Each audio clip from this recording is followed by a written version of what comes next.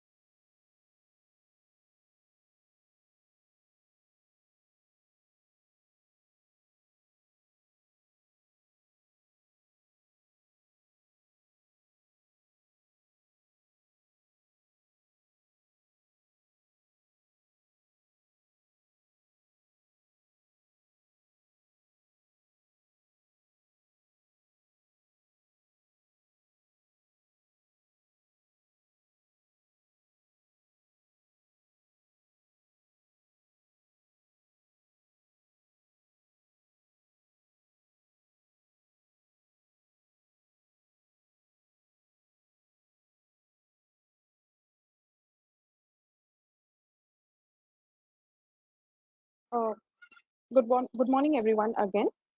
In the meantime, I will give a brief overview of our company, Rispro India Ventures Private Limited.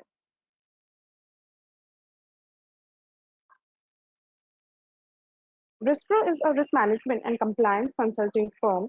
Our main head office is located in Mumbai, and we are also located in 7 other cities.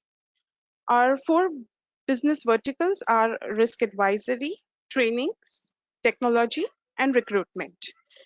In risk advisory, we help our clients with risk assessment, internal audit, GDPR, SSAE audit, SOP review, etc. In training, we conduct classroom as well as online webinars on various risk and audit related topics. With respect to technology, we have tie-ups with various softwares and technology partners to help our clients to make their process more efficient. In recruitment, we help our clients who need risk professionals, and we provide the professionals on full-time and part-time basis.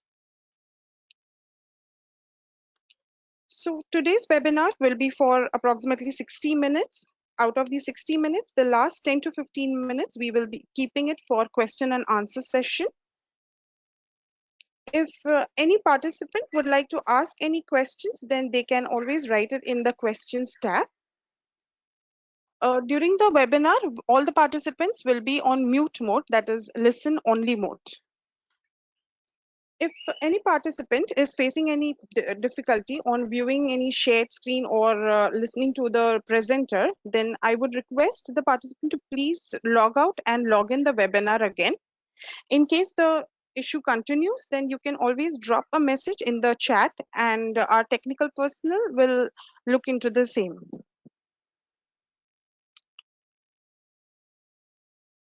I would now hand over the presentation to Mr. Siddharth Sharma.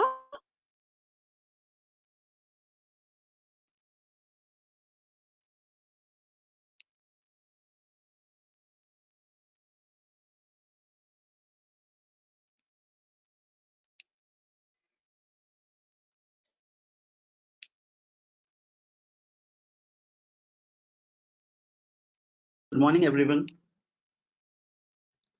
Thank you for joining the webinar. I'm Siddharth. I would talk about cloud security.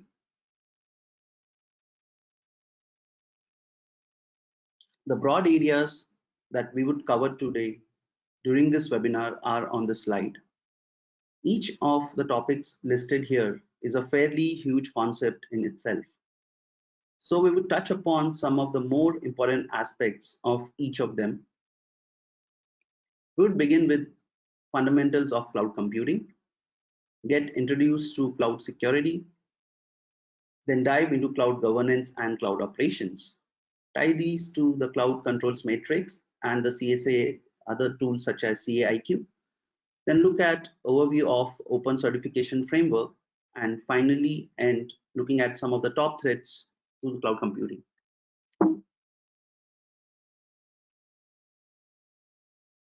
So what is cloud computing? Now, there are a lot of ways to define cloud computing. One of the popular definition is from the National Institute of Standards and Technology. In this definition, we find mention of important concepts such as on-demand, shared pool, rapidly provisioned, and the likes. We are going to dive deeper into these concepts.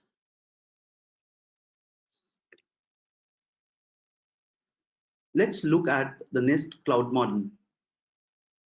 As we can see here, resource pooling is the most fundamental characteristic. The provider abstracts resources and collects them into a pool, portions of which can be allocated to different customers. The consumers provision the resources from the pool using on-demand self-service. They manage their resources themselves without having to talk to a human administrator. Talking about broad network access, it means that all the resources which are available over a network and do not require need for direct physical access. Rapid elasticity allows consumers to expand or contract the resources they use from the pool, which could include provisioning and deprovisioning. Measured service, it meters what is provided to ensure that consumers only use what they are allotted and if necessary to charge for them.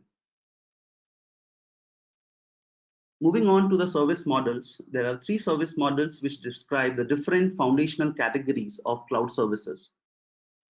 Software as a service is a full application that's managed and hosted by the provider. Customers simply access it via a web browser or a mobile application or a lightweight client application. Comparatively, platform as a service abstracts and provides development or application platforms such as database as a service, or it could be a platform to run PHP or LAMP stack or other code.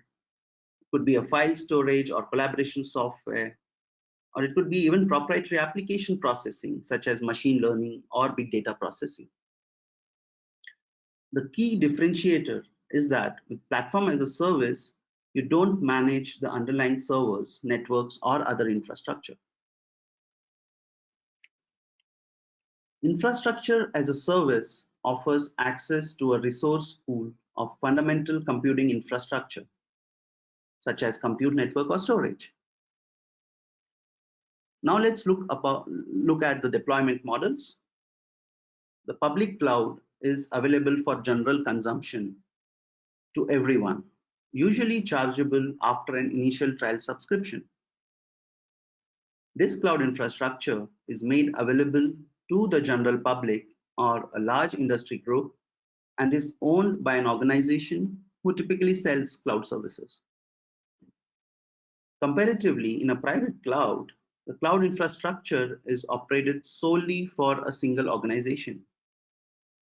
It may be managed by the organization or by a third party and may be located either on premises or off premises.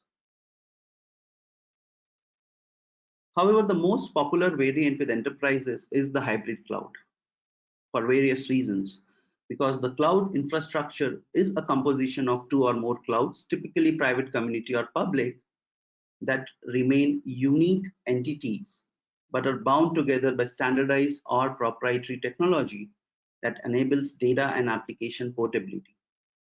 One of the most popular examples is cloud bursting, which is typically used for load balancing between clouds. The community cloud infrastructure is shared by several organizations and support a specific community that has shared concerns. The shared concerns could be they have a similar mission, or they have similar security requirements or policy or compliance considerations. It may be managed by the organizations or by a third party, and again, may be located on premises or off premises.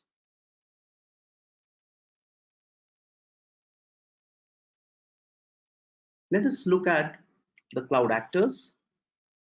Over here, we could see predominantly the vendors of the products and services is the cloud provider.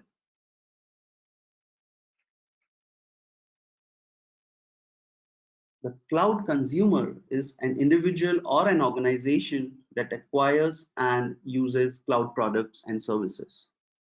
Then we have the other three roles, which are cloud brokers, cloud auditors, and the cloud carriers. The cloud brokers are typically security as a service offerings, and they negotiate the relationships between the cloud providers and cloud consumers.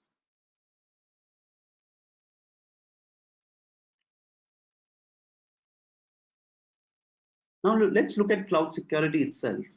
Cloud security is a broad term encompassing the technology and best practices designed to protect data and information within a cloud architecture.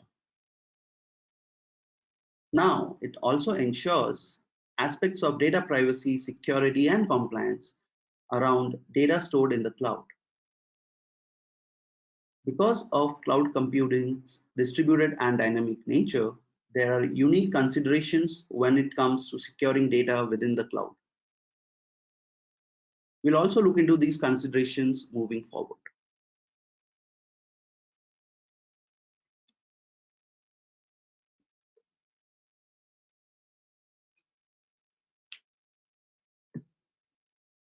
Talking about various types of cloud security controls. Now, an efficient cloud security architecture should recognize the issues that will arise with security management. The security management addresses these issues with security controls. These controls are put in place to safeguard any weaknesses in the system and reduce the effect of an attack. Firstly, let's look at deterrent controls. Deterrent controls are designed to discourage nefarious actors from attacking a cloud system, and these controls may act as a warning that an attack will be met with consequences. Whereas preventive controls make the cloud environment more resilient to attacks by eliminating the vulnerabilities. Few examples could be disabling the inactive ports, maintain a strong user authentication, are examples of preventive control. The next one is detective controls, whereas the purpose here is to identify and react to security threats and events. This could be in the form of deploying an intrusion detection system and performing network monitoring. Lastly, the corrective controls, which are typically activated in the event of a security attack. Their role is to limit the damage caused by the incident.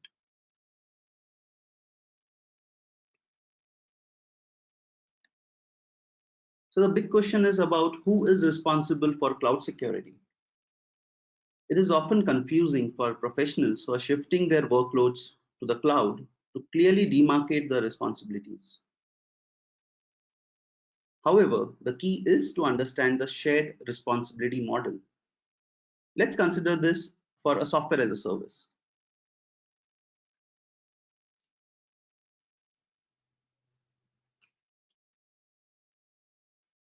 A SaaS provider is responsible for perimeter security, logging, monitoring, auditing, and application security, whereas the consumer may only be able to manage authorization and entitlements.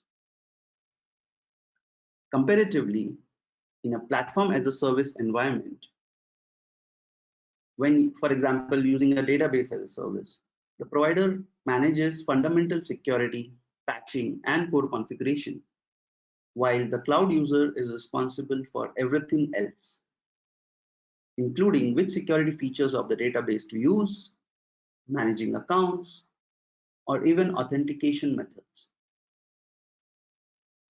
Compared to software as a service, infrastructure as a service is at the other end of the spectrum in the shared responsibility model. Just like platform as a service, the provider is responsible for foundational security, while the cloud user is responsible for everything they build on the infrastructure. However, unlike platform as a service, this places far more responsibility on the client. So to sum up, the IaaS provider will likely monitor their perimeter for attacks, but the consumer is responsible for how they define and implement their virtual network security based on various tools available on the service. Now, this shared responsibility model directly correlates to two recommendations. Firstly, the cloud providers should clearly document their internal security controls and customer security features so the cloud user can make an informed decision. Providers should also properly design and implement those controls. For cloud users, for any given cloud project, they should build a responsibilities matrix to document who is implementing which controls and how. This should also align with any necessary compliance standards.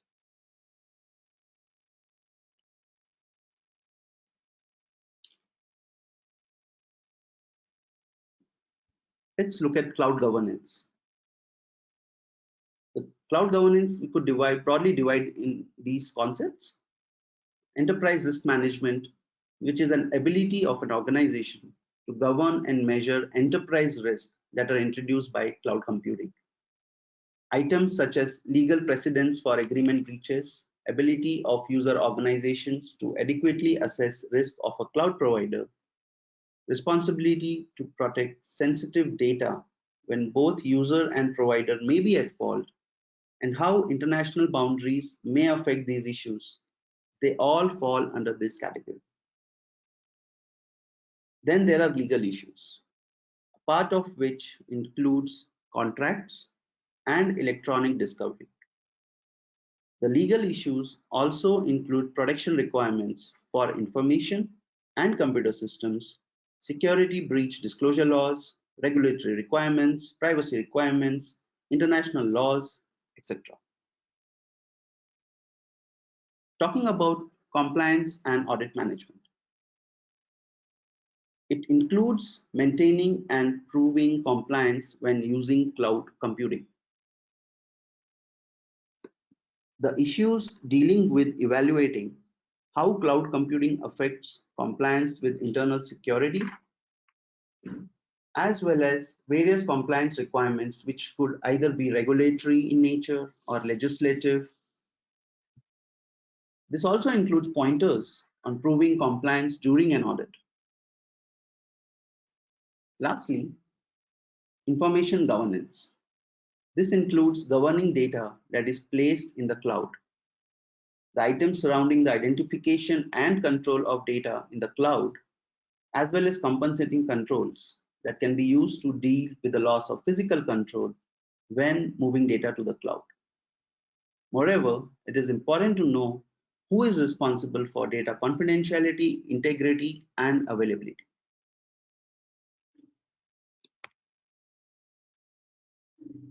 Cloud operations. Now, this is a busy slide, especially because there is so much to think about regarding cloud operations. Let's begin with the management plane. To secure the management plane and administrative interfaces used while accessing the cloud, which may include both the web consoles and the application programming interfaces, APIs, are of utmost importance.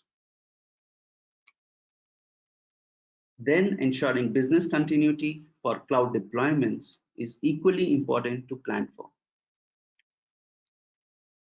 In virtualization, we need to plan for and implement core cloud infrastructure security, which includes networking, workload security, including containers, as well as hybrid cloud considerations. Infrastructure security includes security for hypervisors and software-defined networks. Incident response, notification, and remediation includes proper and adequate incident detection, response, notification, and remediation. This attempts to address items that should be in place at both provider and user levels to enable proper incident handling and forensics. For application security, securing application software that is running on or being developed in the cloud are worthwhile considerations. This includes items such as whether it's appropriate to migrate or design an application which has to run on the cloud, and if so, what type of cloud model is most appropriate to choose between software as a service, platform as a service, or infrastructure as a service. For data security, we need to implement appropriate controls, including but not limited to encryption, as well as ensuring scalable key management. Next, we need to manage identities on the cloud. This would typically leverage directory services to provide access control. The focus is on issues encountered when extending an organization's identity into the cloud.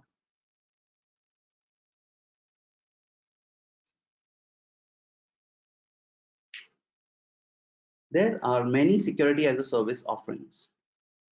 These provide third-party facilitated security assurance, incident management, compliance attestation, and identity and access oversight.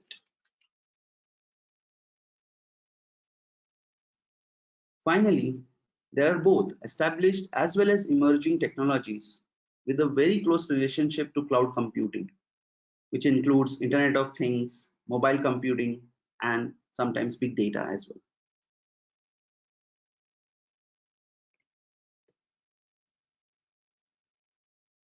The Cloud Security Alliance is the world's leading organization dedicated to defining and raising awareness of best practices to help ensure a secure cloud computing environment.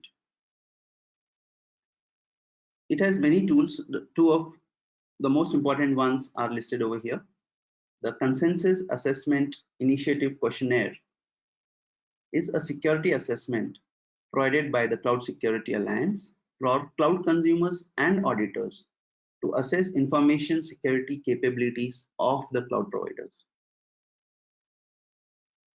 The Cloud Controls Matrix, abbreviated as CCM, is also by CSA a cybersecurity control framework for cloud computing.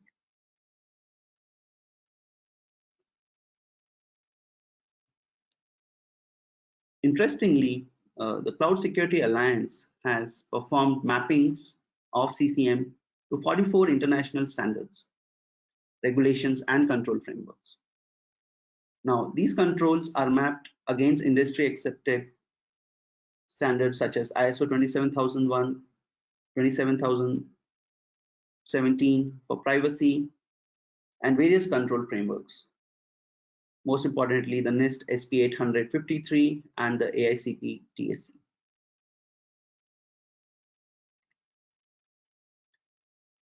Now, how could we double click on CCM and see what's inside? So there are 16 domains and 133 control objectives that cover all the key aspects of cloud technology.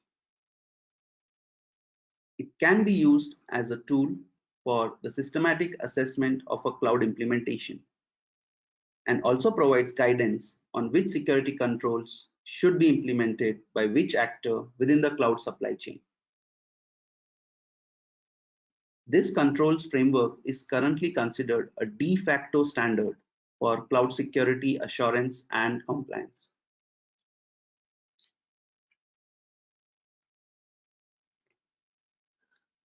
So let's have a look at how does the CCM look like. So this is one of the snippets which has been captured from the CCM Excel, which is available for free download over the internet. It just showcases 4 out of the exhaustive 133 control objectives we just spoke about. This particular screenshot, it captures application and interface security domain. The significant aspects to note here are about the control objectives being looked at from both an architectural relevance as well as service model applicability. Here we could observe that architectural relevance is further split into physical network, compute, storage, application, and data. Whereas we already know about the 3 service models, SaaS, PaaS, and IaaS, and they are also very significant as per each control objective.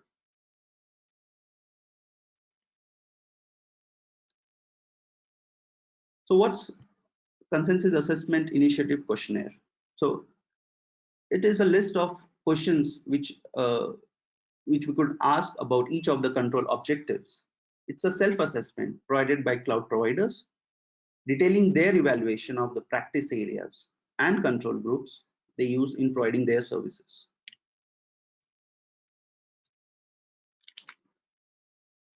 So I believe this might be not very clear. However, I will just read few of the questions from this particular list to give an idea of the various types of questions that are a part of CIQ. Again, this is also available as a free download from the CSA website for reference.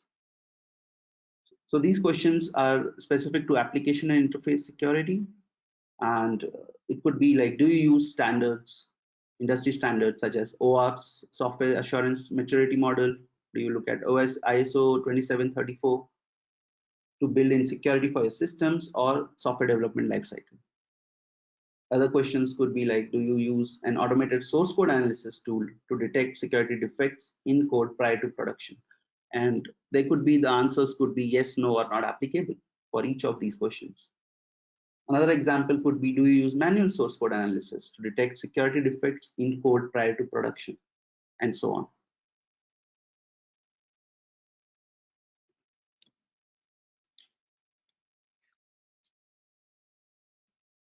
The CSA Open Certification Framework, abbreviated as OCF, is based upon the control objectives and continuous monitoring. The OCF is structured in 3 tiers in order to address varying assurance requirements and maturity level of providers. These ranges from the CSA star self-assessment to high assurance specifications that are continuously monitored. The CSA star self-assessment is a due diligence process which is not only self-assessed but also based on the Consensus Assessment Initiative Questionnaire and the Cloud Controls Matrix, which we have both seen in the previous slides. Moving to the CSA star certification, it is a third-party independent assessment of the security of a cloud service provider. The next level is the stars attestation, which is positioned as star certification at level 2 of the OCF. The star attestation, like star certification, is a third-party independent assessment of the security of a cloud service provider. Now, the most stringent requirements and the highest certification in OCF is the CSA star level 3. It is based on continuous auditing and assessment of all of the relevant security properties.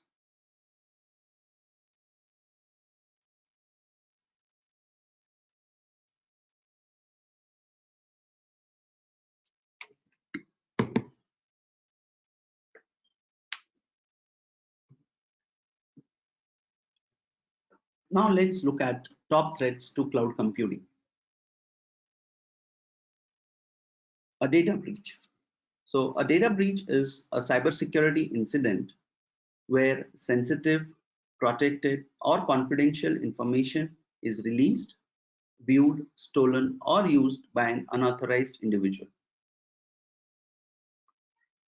Misconfiguration and inadequate change control. Misconfiguration occurs when computing assets are set up incorrectly, often leaving them vulnerable to malicious activity. Lack of cloud security architecture and strategy. Here, data is exposed to different threats,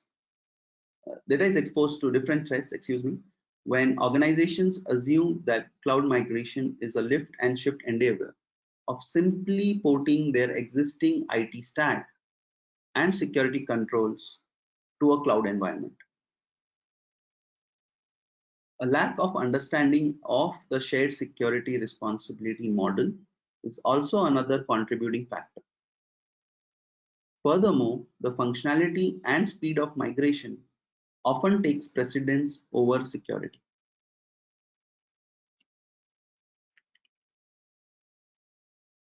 Insufficient identity, credential, access, and key management.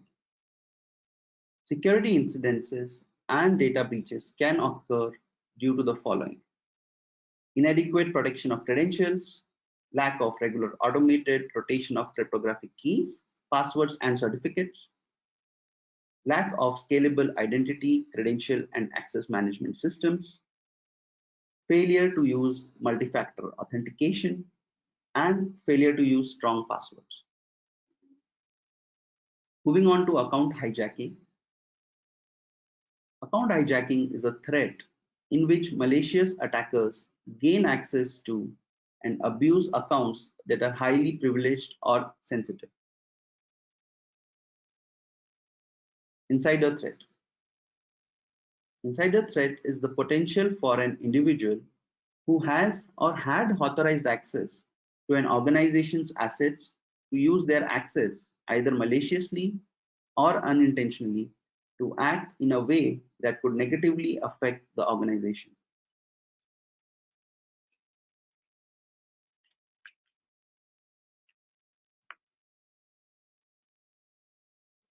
Cloud computing providers expose a set of software user interfaces and APIs to allow customers to manage and interact with cloud services. From authentication and access control to encryption and activity monitoring, these interfaces must be designed to protect against both accidental and malicious attempts to circumvent the security policy. Weak control plane, let's look at this. A weak control plane means the person in charge, either a system architect or a DevOps engineer, is not in full control of the data infrastructure's logic, security, and verification. In this scenario, controlling stakeholders don't know the security configuration, how data flows, and where architectural blind spots and weak points exist. These limitations could result in data corruption, unavailability, or leakage. Metastructure and apply structure failures. The metastructure is considered the cloud service providers and the customer's line of demarcation, also known as the waterline. Poor API implementation by immature cloud service providers offers attackers an opportunity to disrupt cloud customers by interrupting confidentiality, integrity, or availability of the service. Above the waterline, cloud consumers must understand how to properly implement cloud applications to fully utilize the cloud platform. Limited cloud usage visibility. Now, this occurs when an organization does not possess the ability to visualize and analyze whether cloud service use within the organization is safe or malicious. We can look at this concept through different but related challenges, which is unsanctioned application use, which occurs when employees are using cloud applications and resources without the specific permission and support of corporate IT and security. This can also occur in the case of sanctioned application misuse.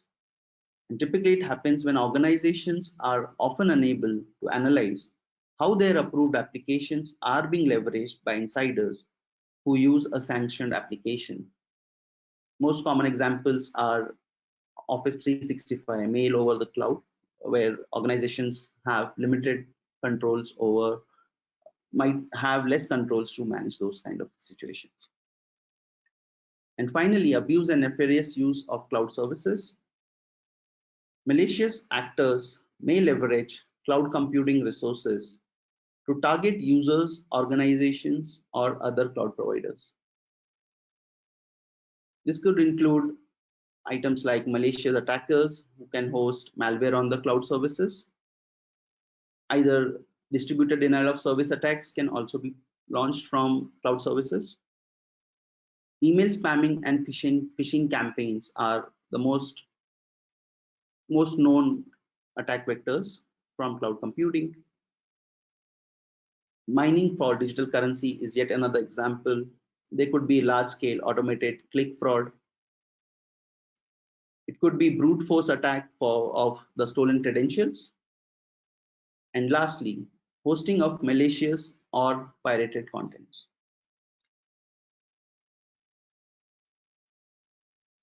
So that's all I had for presenting today. If there are any questions, I'd be glad to take them.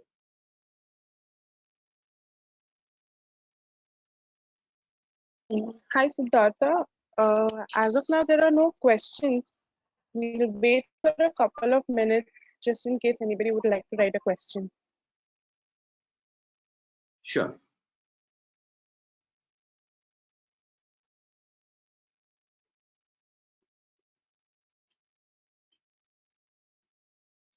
Hi, everyone. If anybody has any questions, you can always write it in the questions tab.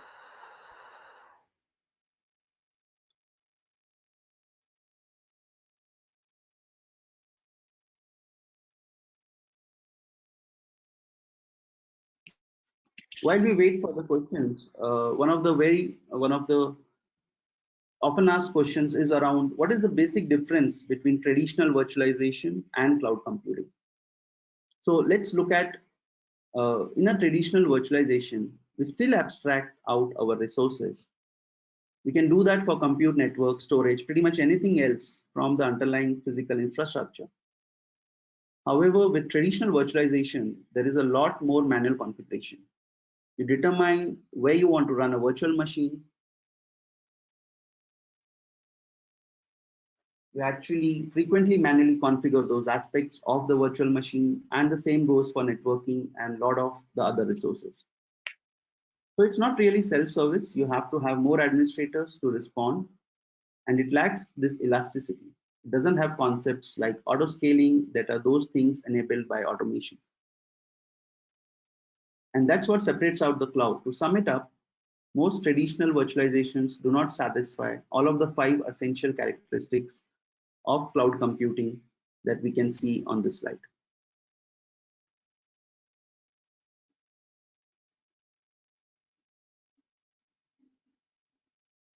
Hello?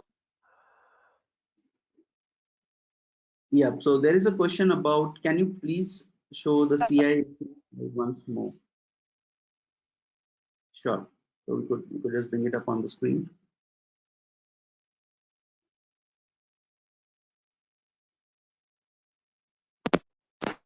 This is the definition slide of CIQ.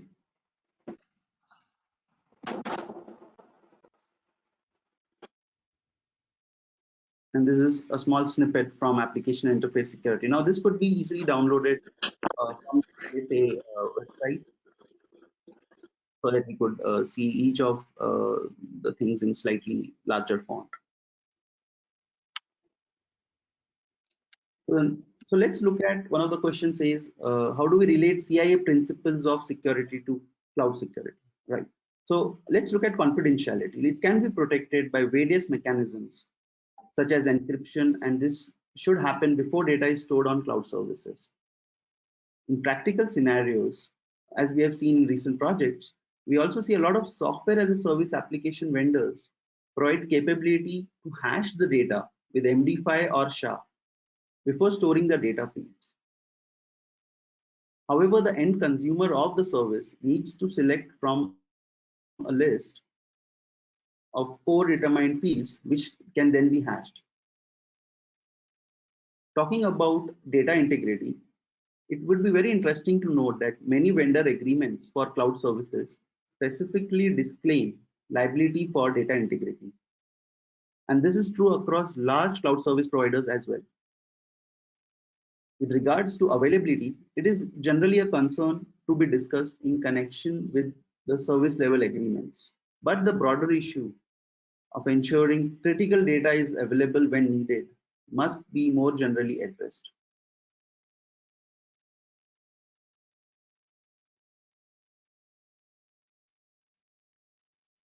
Okay, so let's look at one of the questions mentions about the differences between infrastructure as a service and platform as a service.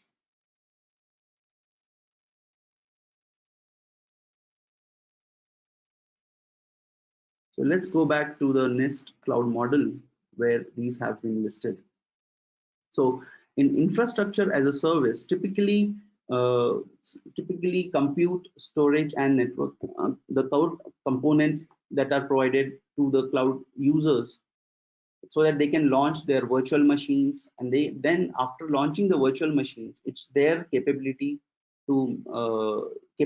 and responsibility as per the shared responsibilities model to provide all of the security capabilities and controls on that virtual machine or a container or a function as a service and things like that. However, if we look at platform as a service, these are very specialized services, and the organizations which provide them take care of the security controls around it. One of the very popular database as a service examples, which is an example of PaaS, of course, is MongoDB, right? We could actually spin up a MongoDB instance on the cloud, uses as our database as a service model, and the provider, which could be MongoLab and other such popular vendors, they take control of all of the various security control requirements.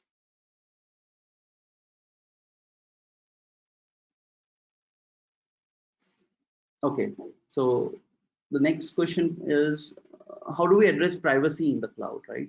So we need to deal with this both technically as well as administratively. Encryption is very important for data that is stored on the cloud. Now, from a legal standpoint, the primary focus of most data privacy laws is consent.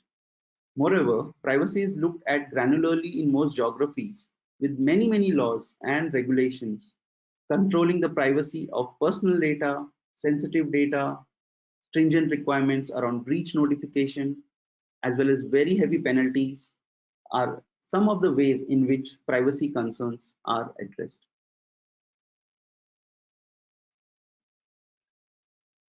So the question is, how we will ensure that data stored on the cloud is secured, right? So one of the ways we could do it is typically by the use of encryption, by the use of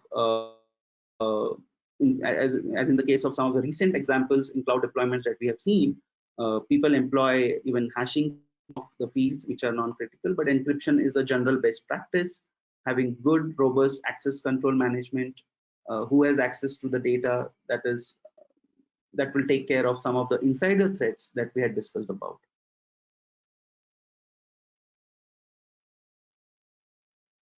So how can an enterprise achieve attestation in cloud security?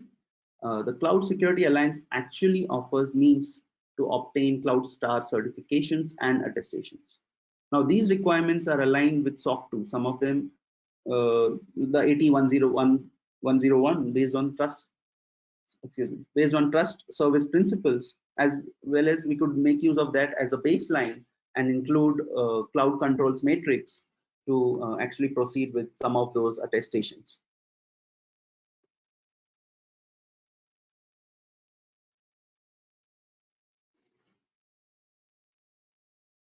So one of the questions is around which threat is largely occurred and what is the inherent risk in this threat, right? So data breach is one of the threats. In fact, it is the #1 rated threat in cloud computing in the census which has come up this year.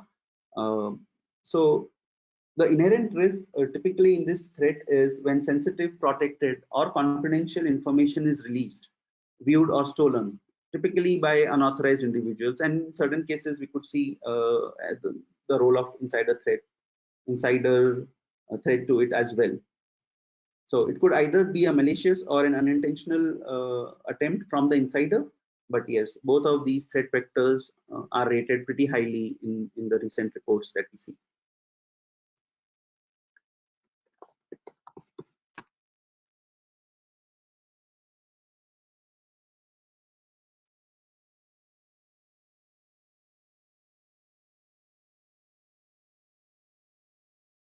So there is one of the questions is around, can you brief about ISO 27000 certification? Sure. So let's walk to the CCM mappings. So this slide over here. So if you look at the cloud controls matrix, it is mapped against 44 industry accepted security standards, which definitely includes the variants of ISO 27000, right? Uh, so on the left side, if we see the structure of this, on the left side, we have the control specification, which mentions what is required for a particular enterprise to actually go ahead and be applicate, what are the various measures and security controls that are required against this particular control specification. Uh, so as when you download the sample CCM, you would see there are these 44 standards have a mapping on the right side. Due to lack of space, I couldn't copy that particular snippet.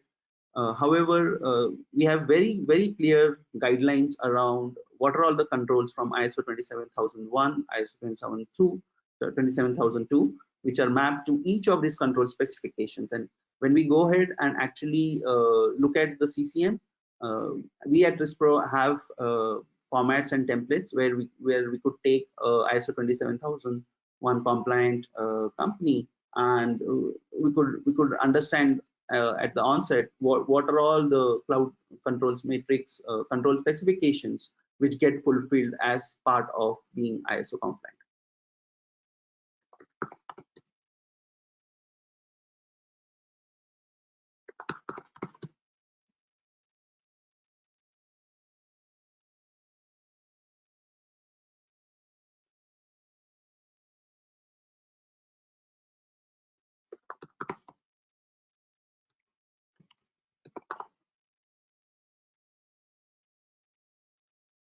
So we'll take this final question.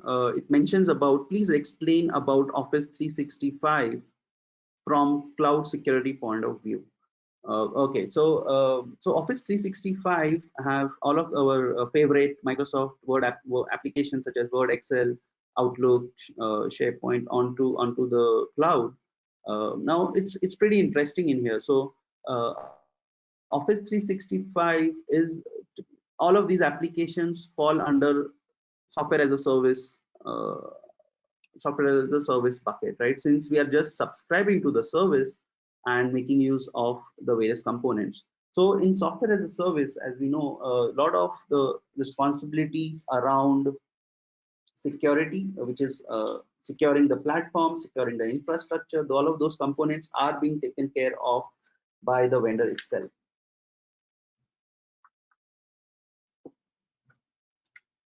So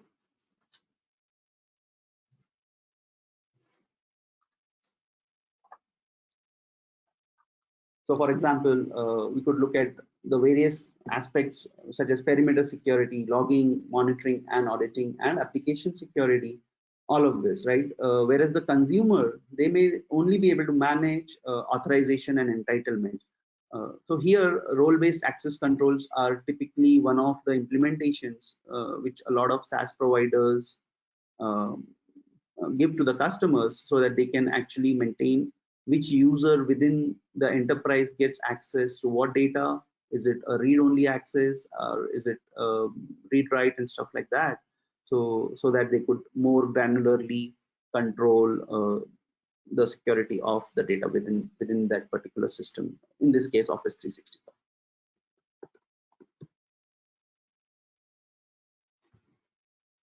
All right, so Mona Lisa, I think we are done with a Yes. lot of questions. So we could just I hand it over to you. Okay. Yes. Thank you, Siddhartha, for the webinar.